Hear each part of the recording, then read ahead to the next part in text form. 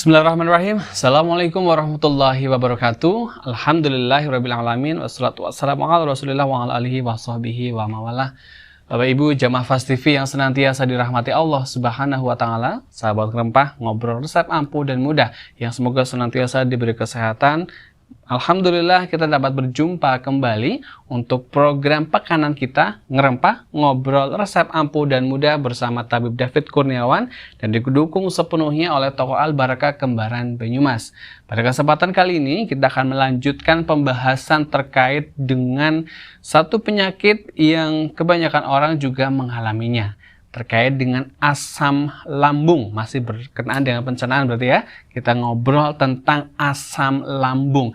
Dan nanti Bapak Ibu bisa siapkan alat tulisnya, ada pulpen, pensil atau kertas gitu nggih, untuk kita mencatat apa saja bahan-bahannya yang dibutuhkan untuk mengatasi asam lambung. Kemudian nanti juga Bapak Ibu bisa menanyakan metodenya ataupun yang lainnya di kolom komentar. Kita langsung saja sapa beliau, Tabib David Kurniawan yang sudah bersama kita pada kesempatan kali ini. Bismillah, Assalamualaikum warahmatullahi wabarakatuh, Tabib David. Waalaikumsalam warahmatullahi wabarakatuh. Alhamdulillah, sehat nggih? Alhamdulillah. Kembali lagi kita berjumpa. Kita akan kembali ngerebus masak mungkin nggih, untuk membahas terkait dengan sakit asam lambung. Tuh. Ini benar atau tidak nih, sakit asam lambung itu sakit benar atau tidak nih? Kalau bismillah ya, kita sedikit untuk sebelum-sebelumnya memang kita juga telah membahas tentang penyakit MAH. Ya kan? Penyakit dengan MAH. kategori MAH yang banyak orang mengatakan ini tidak sembuh, ternyata insya Allah bisa sembuh. Nah, kita sekarang masih berhubungan dengan sistem pencernaan kita, dengan lambung kita. Organ lambung ini yang pada dasarnya organ lambung ini dua penyakit ini seringnya muncul. Ya, tadi MAH dengan asam lambung, sekarang asam lambung.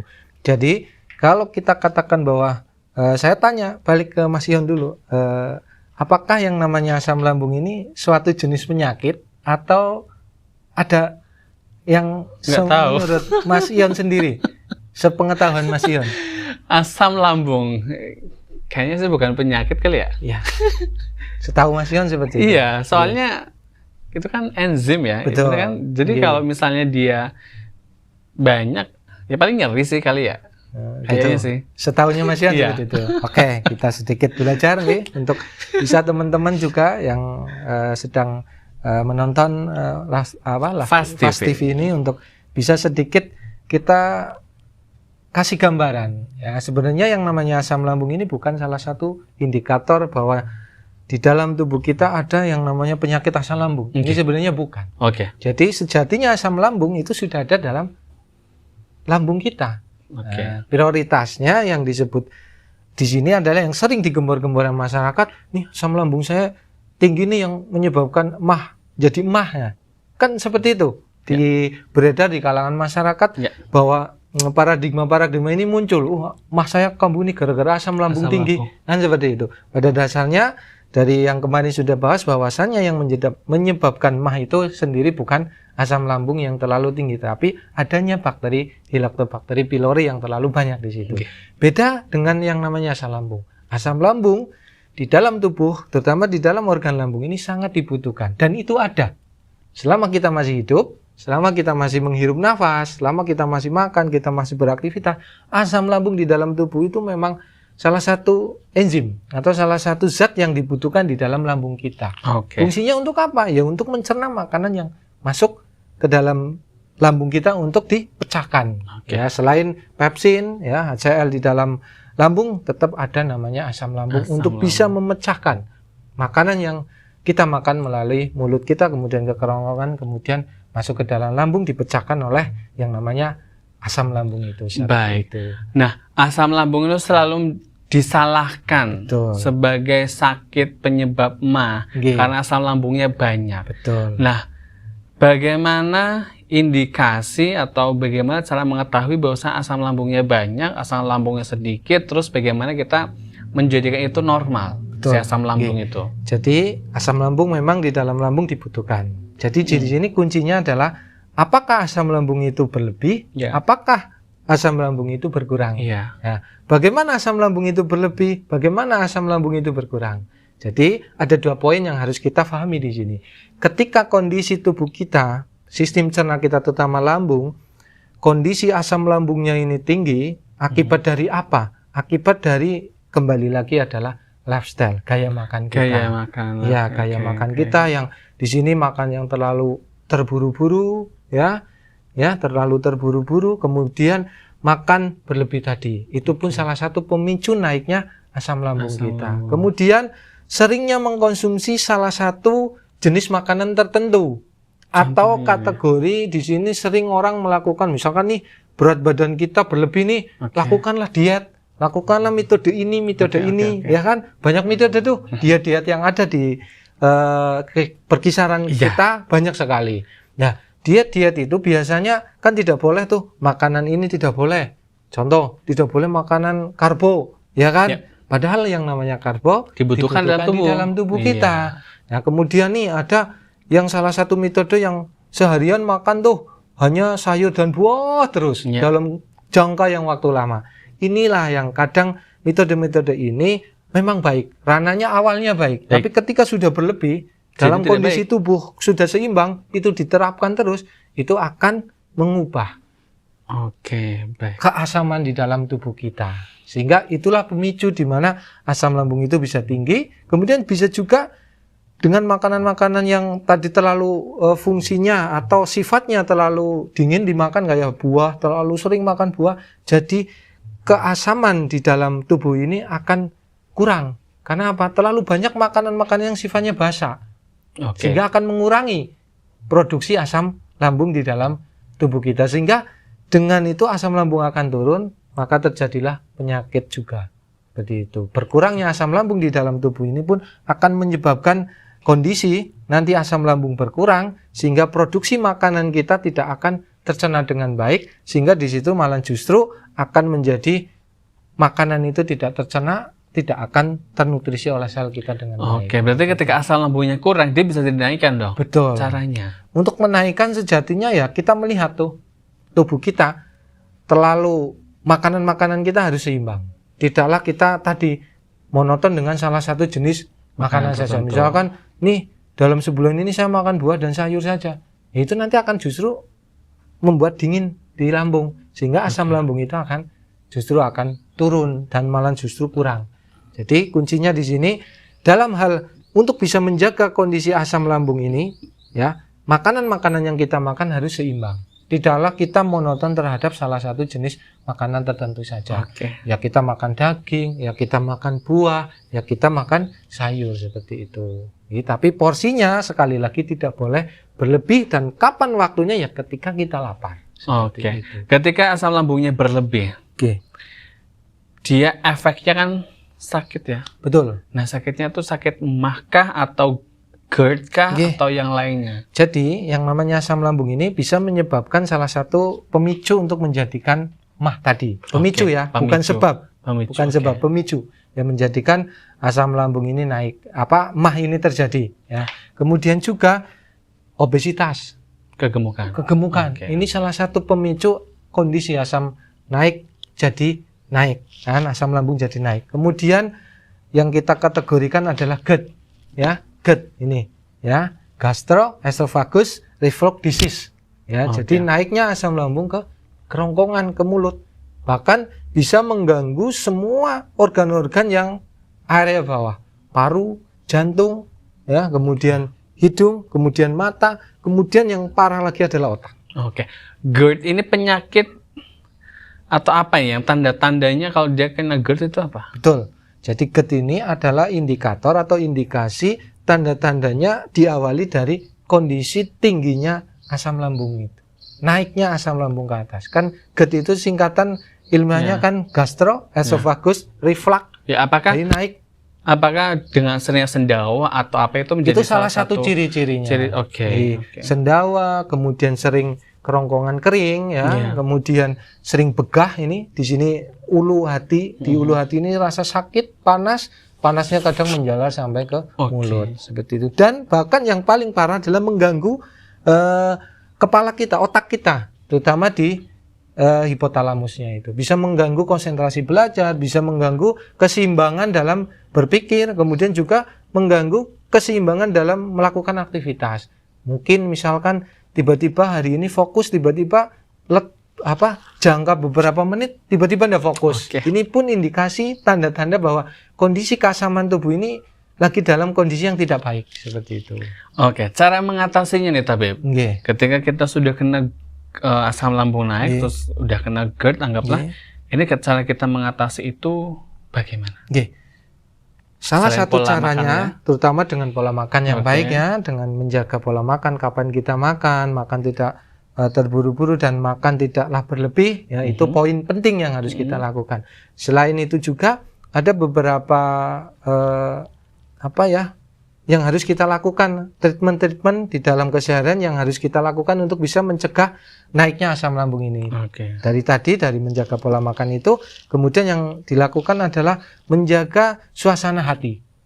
Harus bahagia. Betul, karena yang namanya asam lambung ini dominan juga terhadap kondisi kejiwaan seseorang. Dengan kondisi yang rileks, dengan kondisi yang bahagia, dia juga akan menekan. Berarti orang yang stres, dia asam lambungnya langsung mudah naik. Betul. Makanya yang namanya asam lambung ini, kalau kita kategorikan sebagai penyakit ya bukan, ya karena apa? Hubungannya juga dengan kejiwaan kita. Dengan psikis kita. Betul, psikis kita, psikologis kita. Ketika kondisi kejiwaan kita, psikologis kita tenang, tidak banyak berpikir yang keras-keras, tidak terlalu stres, ya ini tidak akan memicu untuk naik dengan cepat seperti itu. Jadi kuncinya memanage hati dengan baik, kemudian mengatur pola makan kita dengan baik, ya. Kemudian tadi dengan pola-pola yang makanan yang kita makan harus seimbang, seperti itu. Baik, Tabib. Untuk herbalnya sendiri, cara untuk menetralisir asam lambung atau bagi yang sudah kena penyakit GERD ataupun yang lainnya efek dari asam lambung itu, herbalnya apa saja nih? Mungkin jamaah Fast TV di rumah pengen tahu karena mungkin punya saudara atau mungkin sendiri yang kena GERD itu, bagaimana kita menyembuhkan dengan herbal tersebut? Memang banyak sekali herbal-herbalan di Nusantara ini yang bisa sifatnya menurunkan kondisi keasaman di dalam tubuh. Kecuali dengan makanan, di sini ada beberapa herbal yang secara saintifik jamu, ya, ramuan herbal Indonesia telah diteliti kandungan-kandungannya. Dan ini saya di sini pilih yang terbaik saat ini, ya, yang bisa menurunkan dengan cepat kondisi keasaman tubuh di dalam lambung kita. Ada di sini ada temulawak, ya, temulawak. Ini yang ini kunyit, ini temulawak. Jadi ini ada serbuk temulawak, ya. Ini Bapak Ibu, ini ada serbuk temulawak. Kemudian ada serbuk kunyit. Serbuk kunyit. Ini juga ada simplicianya, ya, yang kering. Jadi nanti para jamaah Fast TV bisa pilih antara yang simplicia boleh, atau yang sudah dalam bentuk serbuk. Dalam serbuk boleh. Dan ini semua bisa didapatkan di toko Al-Barakah Kembaran. Ya. Kalau semuanya memang bisa di toko Al-Barakah Kembaran. Teman-teman para jamaah sangat sulit untuk mendapatkan, kita di toko Al-Barakah insya Allah semuanya sudah tersediakan. Dan di situ nanti bisa dikonsultasikan juga dengan admin, ya, dengan adminnya untuk mendapatkan yang dibutuhkan, insya Allah nanti akan diarahkan. Sehingga dosis aturannya nanti tidak akan sembarangan, pasti di situ sudah ada aturan-aturan yang bisa dipraktekkan di rumah tentunya. Baik. Kita ada dua cara berarti ya. Yang pertama kita pakai simplicia. Simplicia adalah bahan-bahannya sudah dikeringkan, bisa juga dengan serbuknya.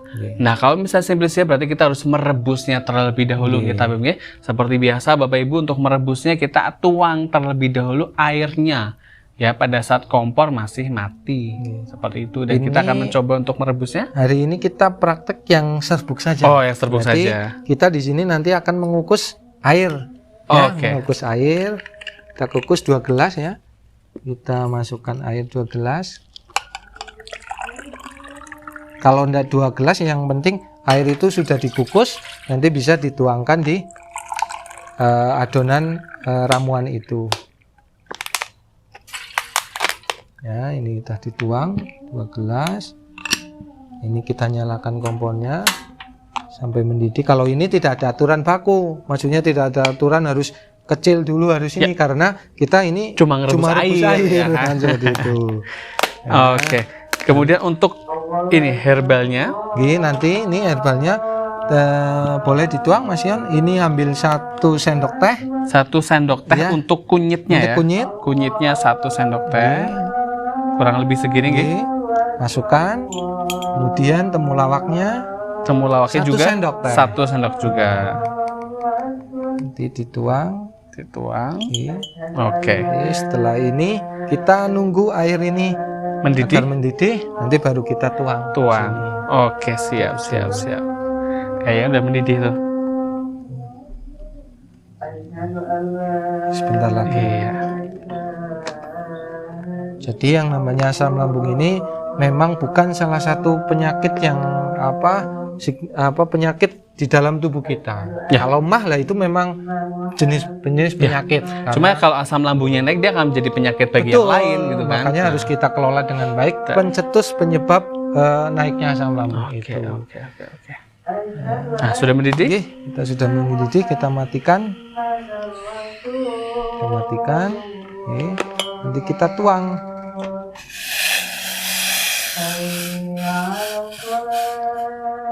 Kita tuang. Ini jamu jadinya ya? Iya. Jamu ya? Nanti dia akan sarinya akan ke bawah. Jadi kalau dikasih gula boleh nggak? Saya Boleh. pahit nih. Dikasih gula boleh Jadi nggak? kalau memang nanti mau sedikit dikasih pemanis, Ya. boleh dari madu atau boleh dari gula aren. Monggo. Gula pasir nggak boleh? Jangan, kalau bisa kita upayakan yang masih minim proses. Oke, baik. Nggih, Bapak Ibu jamaah nggih Fast TV, kalau misalnya pahit nggih, ini jamunya pahit, Bapak Ibu bisa tambahkan gula aren atau madu. Kalau bisa tidak pakai gula pasir. Betul. Kita pakai yang masih minim proses. Minim proses. Jadi pakai gula aren atau pakai madu. Nih, kalau memang nanti teman-teman kok ini susah untuk kita mendapatkan atau kita meracik dari meracik ini kita harus pusing-pusing di Albarakan nanti Sudah ada herbal yang khusus memang meredakan asam lambung itu sendiri. Kita sudah ada kapsul herbal lambung. Kita sudah ada kapsul herbal lambung. Dipadukan kapsul herbal lambung dipadukan dengan ini ada Gaspro. serbuk Gaspro. Serbuk Gaspro dan kapsul herbal lambung ini Bapak Ibu bisa dapatkan di toko Al-Barakah Kembaran Banyumas. Silahkan bisa kontak admin, nanti bisa diklik di deskripsi ya. Nanti bisa langsung orderkan saja kepada admin Al-Barakah dan akan dikirim langsung ke rumah Bapak Ibu insya Allah. Seperti itu kita kita nampaknya sangat sederhana sekali untuk asam lambung. Cara mengatasi ketika asam lambung ini naik ataupun berlebih. Begitu pula kalau misalnya terkena sakit-sakit yang efek dari asam lambung. Seperti tadi kita sudah pakai serbuk kunyit dan serbuk temulawak yang cukup diseduh saja jadi jamu. Jadi jamu nanti tunggu beberapa menit biar ada agak endapannya hangat, nanti turun. Dia ngendap turun ya nanti baru yang dikonsumsi yang atasnya. Airnya saja. Oke, sangat mudah sekali jamaah Fast TV. Insya Allah Bapak Ibu bisa dapatkan langsung di rumah kalau misalnya Bapak Ibu bisa mendapatkan di dapur masing-masing. Seperti itu dan nampaknya ini sederhana sekali dan kita rasa cukup untuk kebersamaan kita pembahasan asam lambung di Ngerempah edisi kali ini. Saya Ion Sustiono pamit undur diri dari kebersamaan Ngerempah edisi kali ini dan juga Tabib David Kurniawan. Kita bertemu kembali pekan depan insya Allah untuk membahas tema-tema bahasan kesehatan yang lebih kompleks, lebih menarik lagi. Akhir kata, Assalamualaikum warahmatullahi wabarakatuh.